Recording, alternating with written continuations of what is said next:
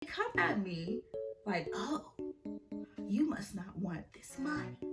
You are not trying to make this bread. You should be doing this. You should be doing that. You should be going after the bag.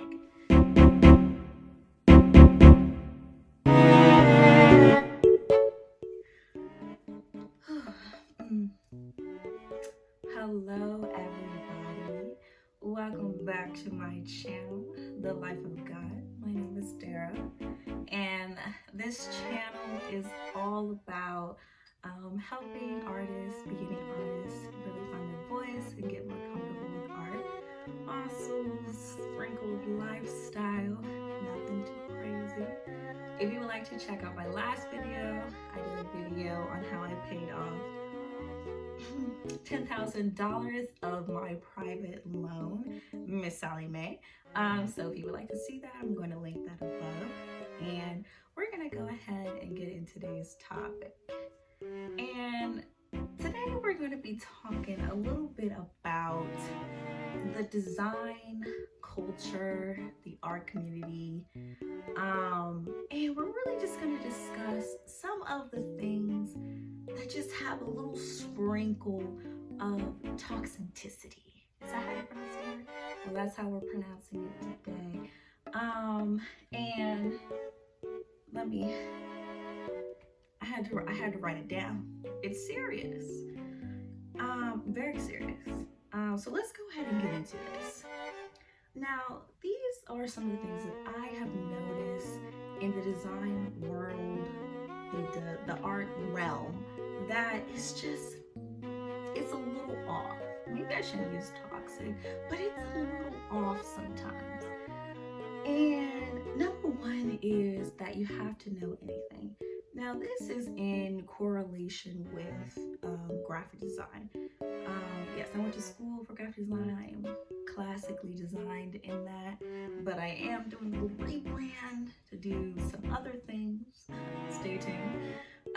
But this whole notion that you have to know everything, and this includes web design, coding, HTML, CSS, logos, animation, print design, digital design, fine arts, tattoo design, EP covers, presentation design, word design, PowerPoint design, anything that you can think of. And I think that the world doesn't really understand graphic design, and I really think they get graphic design confused with like digital and web design. Web design is something completely different than graphic design. Now, this really consists of, web design really consists of like coding, HTML, CSS, back-end design, front-end design, things of that nature. And when going and looking at application, it always confuses me that not only do you need, all of the graphic aspect, but now you need the web aspect.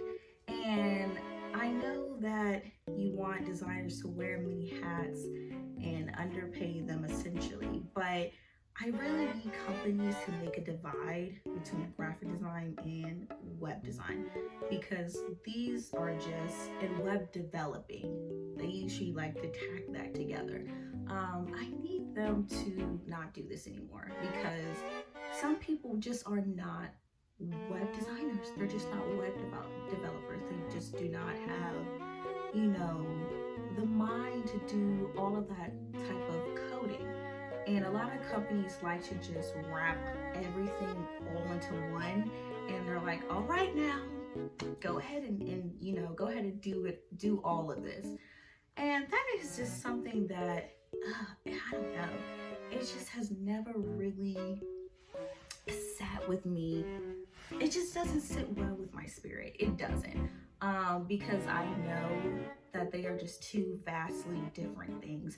And I think a lot of companies they throw in like design. They're like, well, if they do graphic design, well, they must know this type of design. And that's not the case. Not all designers know everything. everything about design or do everything that is related to design. Like some people, do illustration design. Some people do animation design. Some people do web design, and some people do graphic design.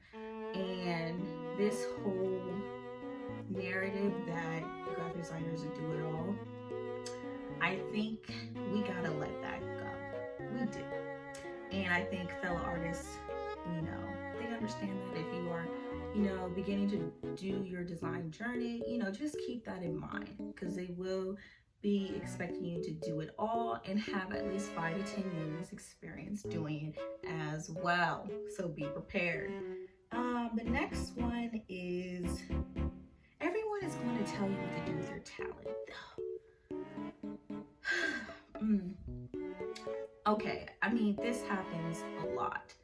I don't care if you're a fine artist, a photographer, a graphic designer, interior designer, I don't care.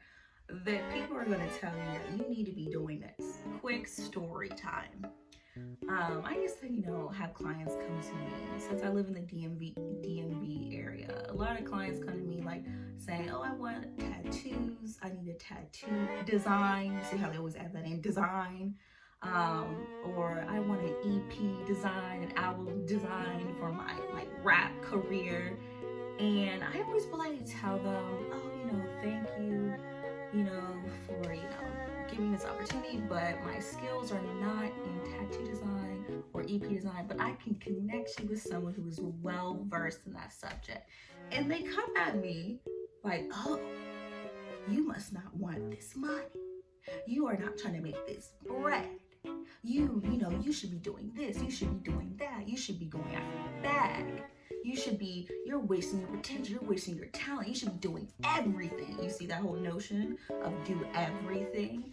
And I do think that is a little toxic, because if someone wants to be a doctor, that specializes in the brain, you're not going to be like, oh, you wasted your talent because you're not a knee surgeon. No one does that to any other profession. But when it comes to art and design, everyone just is like, you need to be doing this, you need to be doing this, you need to be doing everything. And I have never truly understood that. I don't understand why, if you gravitate something, why can't you specialize in that?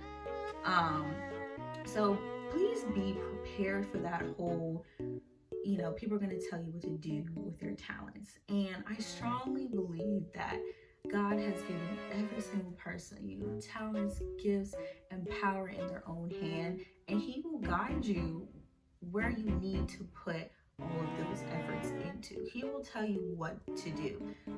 Try not to listen to other people, because they're gonna come for you. As soon as you say artists, they're like, oh, they're like, oh, I know everything about this. This is what you need to do. So please be prepared for that. Now the next one is art is devalued. Oh, it breaks my heart.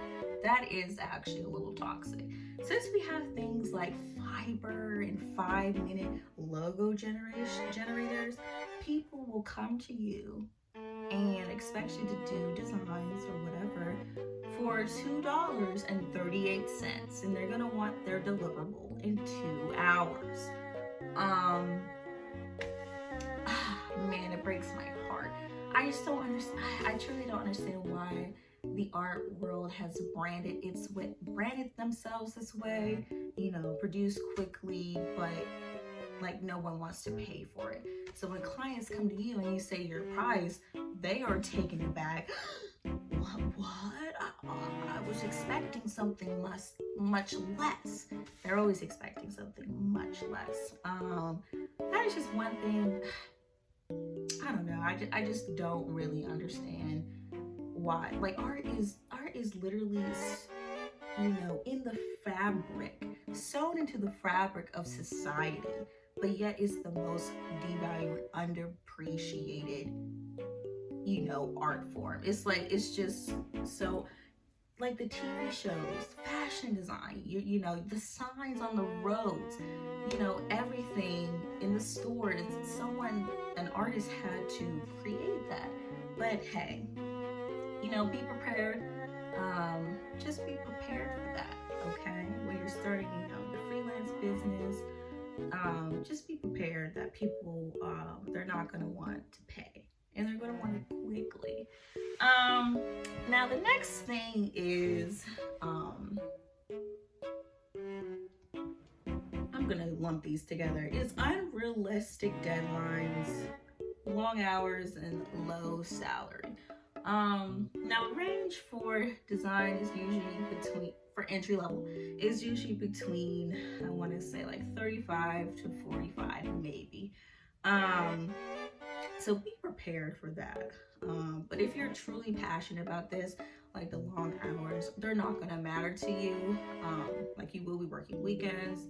The hours, like in communication firm, when I worked at one, it's usually like 10 to 6:30, 9:30 to 6:30, 7. It's usually like those type of hours. Unrealistic deadlines. Now, a lot of times,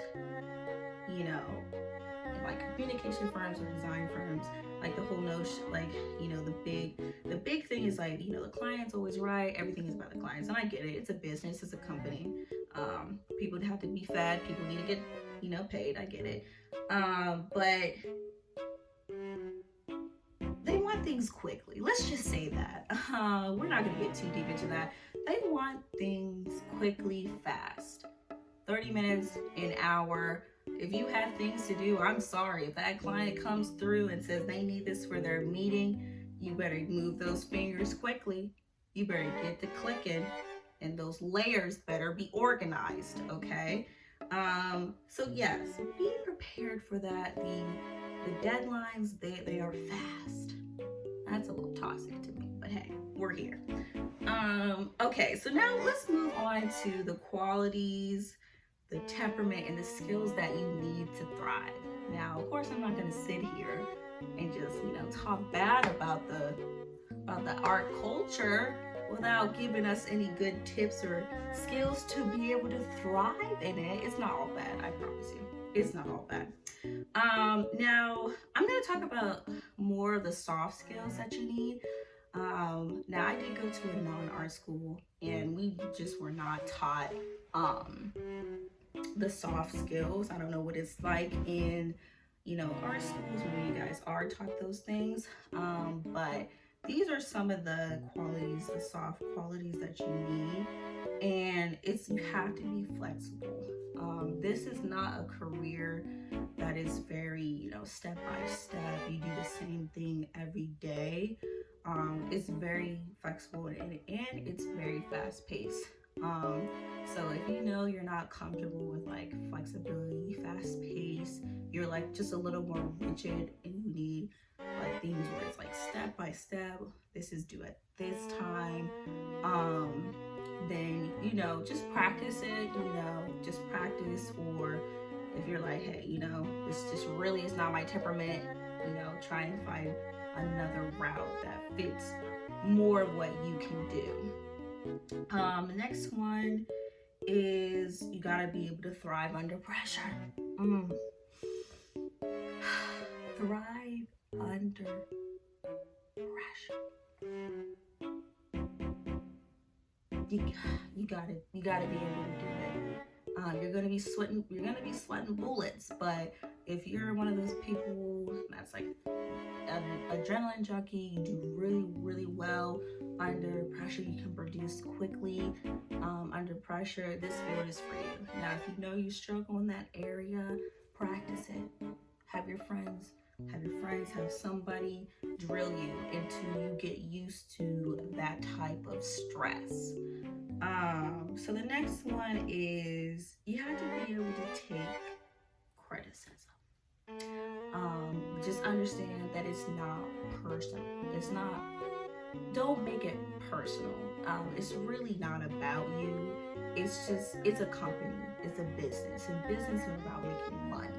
And if you're not producing to have them produce money, it's a problem, So like, don't take it like, oh, I'm not talented. I don't have the skills, I'm not good enough. Don't take it that way. They wouldn't have hired you if you weren't good enough. You just gotta brush up, you know, just gotta polish some things, and that's it. So you have to be able to take criticism. There's nothing wrong with criticism. Criticism actually, it makes you better. So, you know, you gotta really have tough skin in the art world. You really do. The next one is, I kind of already talked, no, I didn't talk about that one. Communication. That's a big one. Now, since I went to a non-art school, I noticed that a lot of my peers did not like to talk.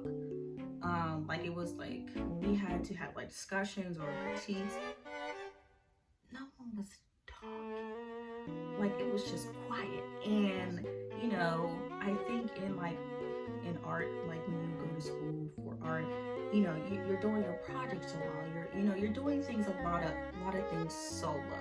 But if you're working for a design team or a communication firm, you know, it's a lot more teamwork than you think. You know, you're talking to multiple teams. You're talking to the marketing team. You're talking to the communication team. You're talking to the design team. You're talking to clients. You're talking to your art directors. So you have to be able to speak. You got to be able to pitch your ideas, say your ideas, take criticism, be able to help other people. It's not a solo thing as much as you think. Like, yes, you are working on the project solo. I mean, well, sometimes you're not. Sometimes it gets passed on to another designer who's going to work on your project. But you know, the main point is like you are working on your own project, but there's many moving parts within that project. So it's a team. So communication is really important. You can't be afraid to speak up. You can't be afraid. You can't be timid to, you know, ask questions. Ask your questions. It's better to just ask them than to do something completely wrong and you waste time, and that wastes the company's money. Remember that. And the last one is, I already touched on this, was to produce quickly and with quality. You gotta be able to produce fast with quality. You gotta have a good eye for detail. You gotta be able to come up with these ideas quickly, put it in there and go. Now, all of these soft skills you can definitely practice. I suggest start practicing them now. I believe that you can do it. I truly do. But that is the end of my video. I really hope that the tips and I just hope the advice helped you. You know, I do wish that I had these tips while I was in school.